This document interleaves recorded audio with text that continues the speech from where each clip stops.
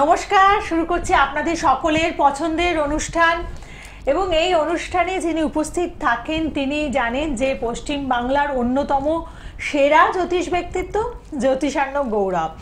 আর আজকের অনুষ্ঠানের প্রথমেই আপনাদেরকে শুভ বিজয়ার আন্তরিক প্রীতি শুভেচ্ছা এবং অভিনন্দন জানাবো। যারা বড়রা রয়েছেন তাদেরকে শ্রদ্ধা জানিয়ে আজকের অনুষ্ঠান শুরু করব। দেখুন, এই সময়টা হচ্ছে মাতৃ আরাধনার সময় এবং আমাদের উমা মায়ের দুর্গোৎসব যে হলো তারপরেই কিন্তু শ্যামা পুজো রয়েছে। এটিও একটি বিশেষ শুভ সময় এবং তার আগে যেটি রয়েছে সেটি হচ্ছে ধনতেরাস বা ধন ত্রয়োদশী তিথি। অত্যন্ত শুভ একটি সময়, যেই সময়ে আমরা ধন কুবেরের আরাধনা করে থাকি এবং আমাদের রত্ন ভাণ্ডারের যিনি দেবতা তিনি হচ্ছেন কুবেরজি। তাকে আমরা ধন ত্রয়োদশীর দিন বা ধনতেরাসের দিন কিভাবে পুজো করব, কিভাবে আমরা তার আরাধনা করে তার কৃপা লাভ করতে পারি, সেই বিশেষ আলোচনা রয়েছে আজকের অনুষ্ঠানে। এবং এই বিশেষ দিনে কুবেরজি কিন্তু উজাড় করে তিনি তার ভক্তকে আশীর্বাদ দেন, এটা আমাদের প্রত্যেকের জানা। তাই এই বিশেষ দিনের জন্য জ্যোতিষার্ণব গৌরব আপনাদের অনেক উপহার দিচ্ছেন। সেগুলো কি উপহার, বা আপনারা যাতে এই সময়তে লক্ষ্মীর কৃপা লাভ করতে পারেন, কুবেরজির কৃপা লাভ করতে পারেন, তার জন্য কি কি আপনাদের করণীয়, সেই বিশেষ আলোচনা রয়েছে আজকের অনুষ্ঠানে এবং রয়েছেন জ্যোতিষার্ণব গৌরব। স্বাগত জানাই, নমস্কার। নমস্কার, সকলকে শুভ বিজয়ার শুভেচ্ছা এবং বড়দেরকে প্রণাম এবং ছোটদেরকে অনেক ভালোবাসা জানিয়ে আজকের প্রোগ্রাম শুরু করছি। তো এই যে যেমন বললো বিভিন্ন রকমের প্রতিকারের করা হবে এই সময়টায়, তার মধ্যে যেমন আছে একটা বিশেষ, যেমন বলে দিই যে সেটা হচ্ছে একটা বিশেষ মন্ত্রভূত বালা, যেটা কিন্তু আপনাকে শত্রু দমন অর্থাৎ শত্রুর থেকে বাঁচাবে এবং আপনার বিভিন্ন রকম যে দুর্ঘটনা ফাড়ার জায়গা, ফিজিক্যালি যে ক্ষতি, দুর্ঘটনা ফাড়া বলতে বাইরে থেকে করা, কেউ ধরুন ফিজিক্যালি আপনাকে মারতে বা করতে বা বিভিন্ন রকম যে দুর্ঘটনা যেগুলো ঘটায় সেইগুলো থেকে বাঁচাবে, সেটা কিন্তু করা হবে এই সময়। যারা প্রতিকার করাবেন তাদের জন্য কিন্তু এটা থাকবে। এছাড়াও আরও নানা রকমের প্রতিকার এই সময় হবে। দেখুন, প্রতিকার আমরা করিয়ে কি কি জায়গাগুলো লাভ হয় সেটা আগে বুঝতে হবে আমাদের।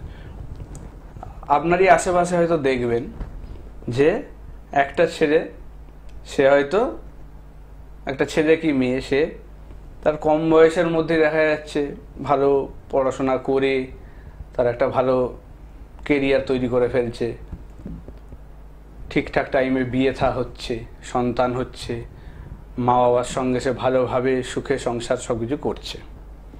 আবার একটা জায়গায় দেখা যাচ্ছে কি যে হয়তো তার সঠিক বয়স পেরিয়ে যাচ্ছে, তারপরেও ঠিকঠাক সময়ে তার ঠিকঠাক জিনিসগুলো হচ্ছে না। তো এইগুলো কেন হয়?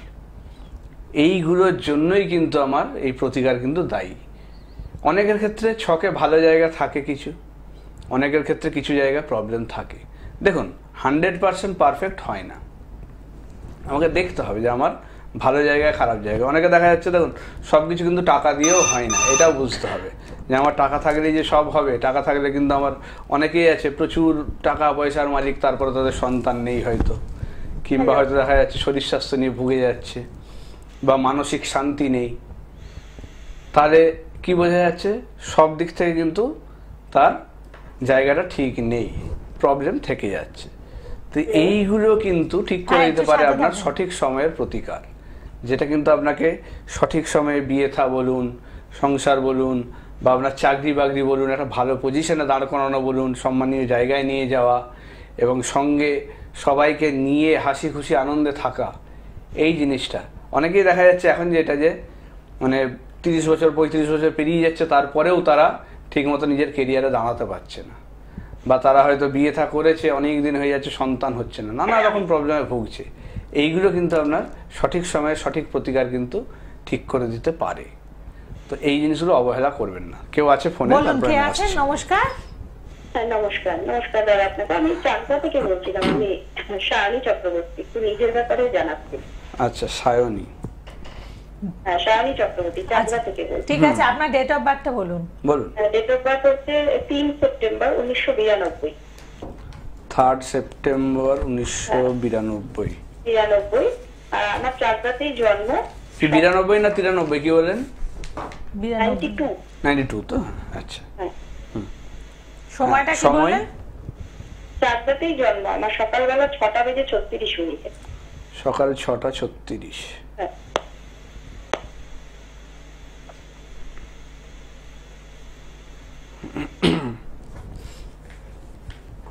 বৃহস্পতিবার জন্ম, তাই তো?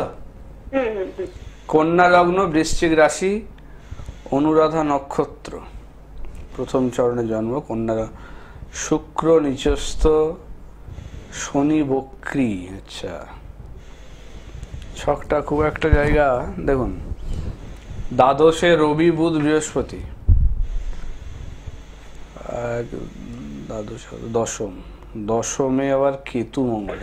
আচ্ছা, ফার্স্ট কথা বলি, আপনার কি কর্ম নিয়ে কোনো প্রশ্ন, কর্মের জায়গা নিয়ে? হ্যাঁ হ্যাঁ, কর্মের জায়গা, ক্যারিয়ার, এটা নিয়ে আমার প্রশ্ন। কারণ আমরা যেটা দেখতে পাচ্ছি ফার্স্ট ইয়ে, সেটা হচ্ছে এক, লগ্নে শুক্র নিচস্থ, দ্বিতীয় দশমে কেতু। দশম হচ্ছে আমাদের কর্মস্থান, আর আমাদের শুক্র যে, সে কিন্তু আমাদের টাকা পয়সা, সুখ স্বাচ্ছন্দ্য যে জিনিসগুলো দেখে, বিশেষ করে সেই জায়গাগুলো ভাইটার একটা জায়গা দেখে। তাহলে বোঝাই যাচ্ছে যে আপনার কর্মের জায়গায় কিন্তু সমস্যা, মানে কর্ম স্টেবিলিটি নেই, কর্ম চেঞ্জ হবে বারবার, একাধিকবার কর্ম চেঞ্জের যোগ, কোনো জায়গাতেই স্থায়ী কর্ম কিন্তু হবে না। দশমে কেতু এবং মঙ্গল, আপনার কি এরকম কিছু হচ্ছে? হ্যাঁ, এরকমটাই হচ্ছে বলতে পারেন। লাস্ট আপনার এই 8-9 মাস ধরে, মানে প্রথম দিকে মোটামুটি ঠিকঠাকই করছি, 8 মাস ধরে ব্যাপারটা কিরকম হচ্ছে বলুন তো, মানে সবসময় যে অফিসেই কোনো গন্ডগোল তা না, এমন মানে প্রথম একটা চাকরি জয়েন করার পরে, মানে 9 মাস আগে যে ঘটনাটা ঘটলো, জয়েন করার পরে ভালোই ছিল, আমি এতটাই অসুস্থ হলাম, প্রথম ছুটি জয়েন করেই তো ছুটি পাওয়া যায় না, তবু ম্যানেজ করে ছুটি হলো। তারপর 7 দিন করার পরে আবার অসুস্থ, এবার এত ছুটির প্রবলেম, এত কিছুতে নতুন চাকরিতে তো দেয় না, সেটা চলে গেল। তারপরে করলাম, তারপরে জয়েন করার পরেই আমাকে এমন একটা জায়গায় শিফট করে দিচ্ছে যেটা আমার বাড়ি থেকে পসিবল নয় করা, রিজাইন দিতে ওখানে বাধ্য হলাম। আবার আরেক জায়গায় করেছি, সেটা আমি পেয়েও যাচ্ছি, সেখানে আবার কলিগ বা ওপর মহলের সাথে ঠিক মানে একটা শত্রুতা কিছু চলছে, সেটা আমি বাধ্য হলাম রিজাইন দিতে। এখন এই লাস্ট আমি ওই কিছুদিন হয়, মানে দিন 20 হবে, একটা রিজাইন দিয়ে আমি বসে আছি, আবার জয়েন করবো, কিন্তু বাড়ি থেকে সেরকম প্রেশার নেই, বা আমি নিজে খুব আপসেট হয়ে আছি ব্যাপারটা নিয়ে। বুঝতে পেরেছি। দেখুন, ফার্স্ট কথা বলি, আপনার যে কর্মের জায়গায় যেটা দেখতে পাচ্ছি, আপনার কর্ম আসবে, কিন্তু সেটা রাখতে দিচ্ছে না, কারণ দশমে কেতু, আসবে কিন্তু সেটা রাখতে পারবেন না, কারণ ওই যে দশমে কেতু কর্মস্থানটাকে তো প্রবলেম করেই, সঙ্গে আপনার শুধু নিজের কারণে নয়, আপনার দশম স্থান হচ্ছে আমাদের একটা পিতৃস্থানও বটে, ঠিক আছে? নবম দশম দুটো জায়গা থেকে পিতৃস্থানও বিচার করে, এবং সেখানে যেহেতু কেতু আছে, অর্থাৎ গুপ্ত শত্রুতা বোঝা যাচ্ছে আপনার বাবার বাড়ির দিকের, এবং যেহেতু আপনার দ্বাদশ স্থানে রবি বুধ বৃহস্পতি এবং তৃতীয় চন্দ্র, অর্থাৎ চন্দ্রের একটা প্রভাব দেখা যাচ্ছে, মহিলা সংক্রান্ত কোনো বাবার দিকের বাড়ির, অর্থাৎ আপনার পিসি বা কেউ এই ধরনের কেউ আছেন, যেখান থেকে কিন্তু আপনার ওপরে কিন্তু একটা তন্ত্রক্রিয়া করা হচ্ছে, যেটার জন্যই আপনার এই কর্ম কিন্তু কোনোভাবেই স্থায়ী হচ্ছে না। আপনার সঙ্গে হয়তো সে বহু ভালো ব্যবহার করবে, কারণ যেটা দেখা যাচ্ছে গুপ্ত শত্রুতা, অর্থাৎ আপনি সামনাসামনি বুঝতে পারবেন না তাকে যে সে আপনার সঙ্গে শত্রুতা করছে, কিন্তু সে পিছনে কিন্তু এইভাবে ক্ষতি করছে আপনার, ঠিক আছে?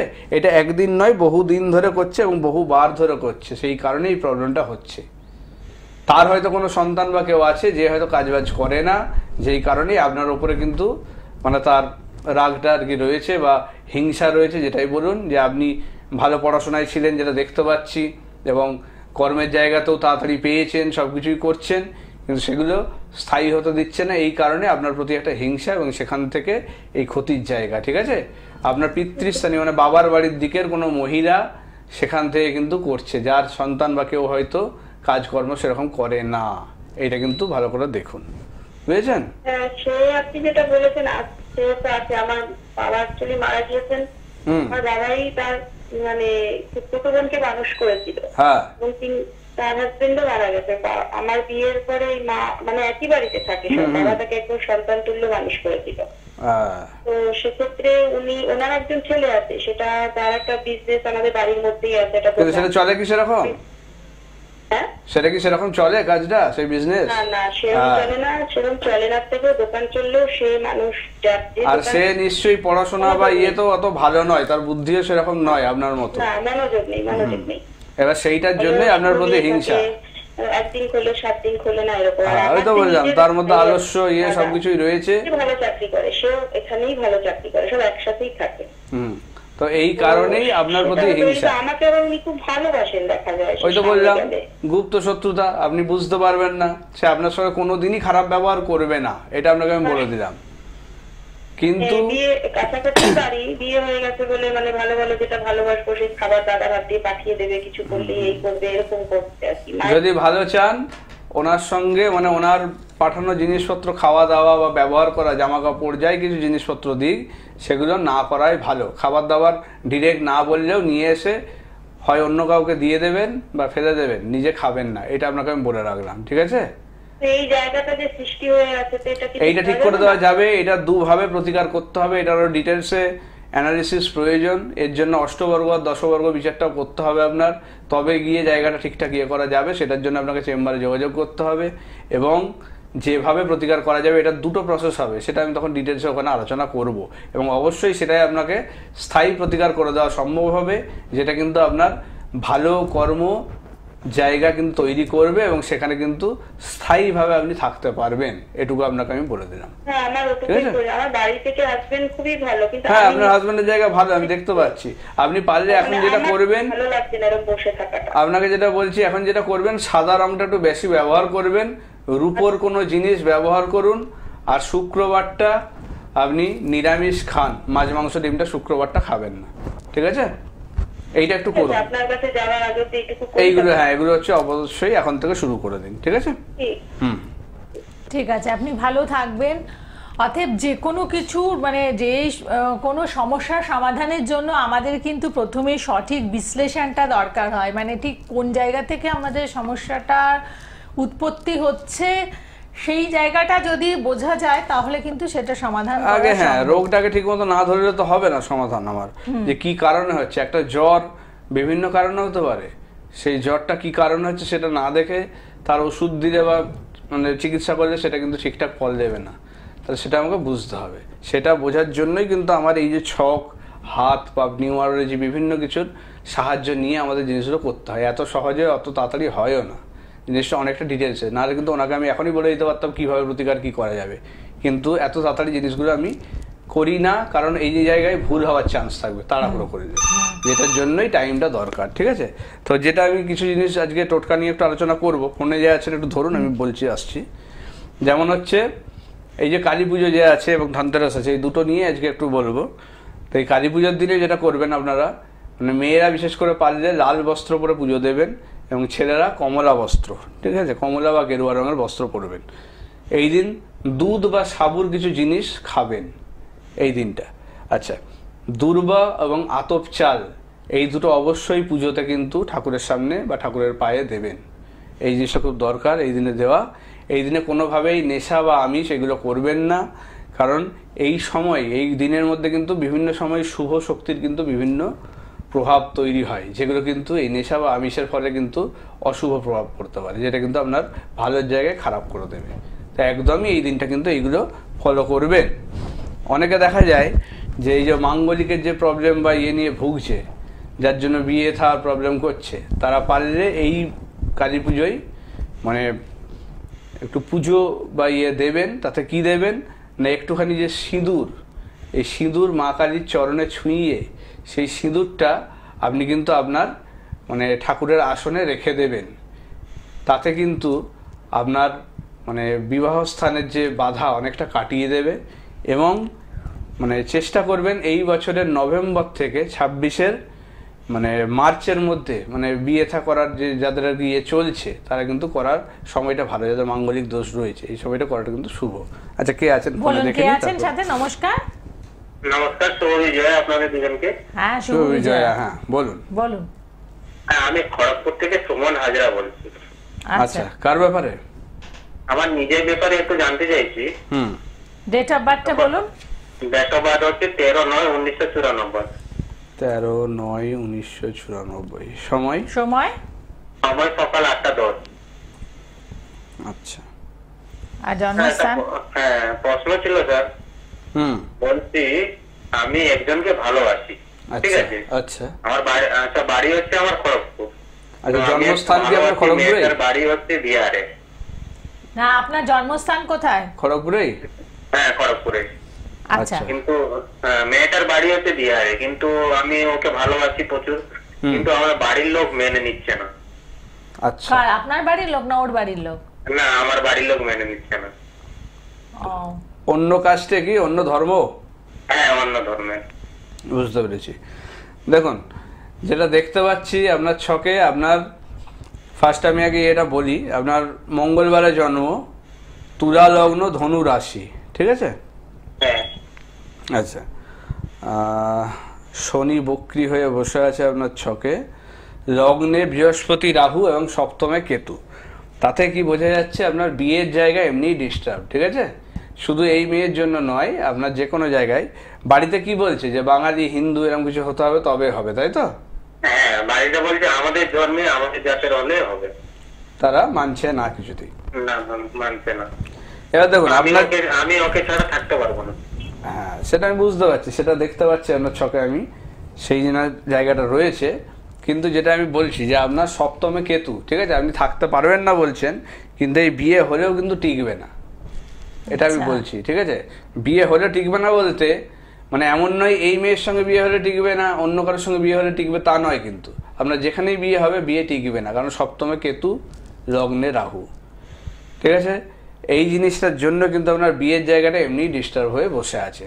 তাহলে ফার্স্ট আপনাকে কি করতে হবে, কেতুর জায়গাটাকে ঠিক করতে হবে। এবং আরেকটা জিনিসও দেখতে পাচ্ছি, সপ্তমে কেতু বা নবমে কেতু এই ধরনের জিনিসগুলো থাকলে যেটা হয়, মানুষের অন্য কাস্টে বিয়ে হয়, ঠিক আছে? আপনার কিন্তু সেই যোগ আছে, অর্থাৎ এই মেয়ের সঙ্গে বিয়ের যোগ কিন্তু আপনার আছে।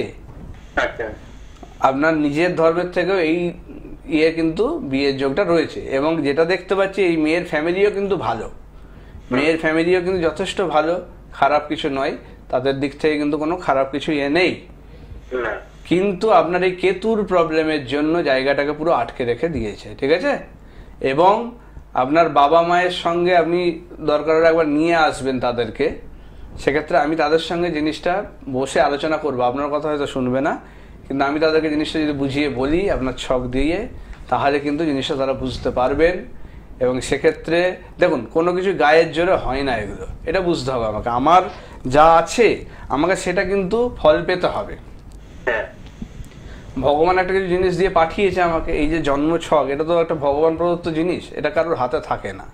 যে আমার কোন সময় কোন গ্রহ কোন পজিশনে থাকবে আমার জন্মের সময়, সেটা কারোর হাতে নেই। তাহলে আমি যখন জন্মাচ্ছি, অটোমেটিক্যালি আমি এই গ্রহের পজিশন নিয়ে জন্মাচ্ছি। তাহলে আমার এই যে গ্রহের যে ফল, এগুলো তো আমাকে পেতে হবে। তাহলে আমার ছকে যখন রয়েছে অন্য ধর্মের বিয়ে, তখন সেটা হবে, ঠিক আছে? সেটা হওয়াই শুভ, কারণ এর এগেনস্টে যেতে গেলে সেটা কিন্তু খারাপ করবে। মানে আমরা নেচারের বা প্রকৃতির বিরুদ্ধে যেতে পারি না, তাতে কিন্তু ক্ষতি হবে, ঠিক আছে? সেরকমই ভগবানেরও এগেনস্টে আমরা যেতে পারি না। সেই যেটা ঠিক করে পাঠিয়েছে, সেই জায়গাটা কী করে ভালো করা যায় সেটা আমাদের বুঝতে হবে, যে সেটাকে ভালো দিকে কাজে লাগাতে হবে। আমার খারাপ জায়গাগুলোকে কমাতে হবে, এবং যাতে প্রবলেম না হয়, যাতে ভালোভাবে থাকে। একটা বিয়ে হবে, এটার একটা কি যে আমার পাশে একজন ভালো কেউ থাকবে, সাপোর্টে থাকবে, যে আমাকে সারা জীবন আমাকে দেখবে, আমার ফ্যামিলিকে ইয়ে করবে, তাই তো? তার দিক থেকে একটা সাপোর্ট পাবো আমি সব কিছুতেই। তাহলে সেই জিনিসটা যদি আমি একটা মেয়ের থেকে পাই, তাহলে তো আমার সেটাই সব থেকে বড় পাওয়া। আপনার যদি নিজের কাস্টে বিয়ে করছেন, কিন্তু দিয়ে দেখা যাচ্ছে কি যে আপনার সেক্ষেত্রে সেটা টিকছে না, বা সে আপনার সেরকম মনের মতো হচ্ছে না, সারা জীবন অশান্তি ঝামেলায় মরছেন, তাহলে তার থেকে না বিয়ে করা ভালো।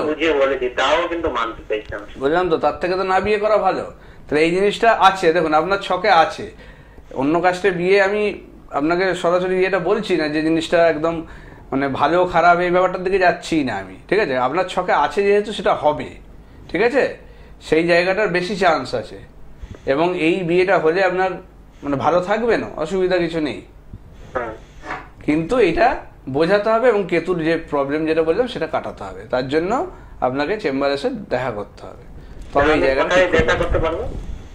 আপনি খড়গপুর থেকে বললেন তো, আপনি মেছেদাই পাবেন, মেছেদাই আসবেন।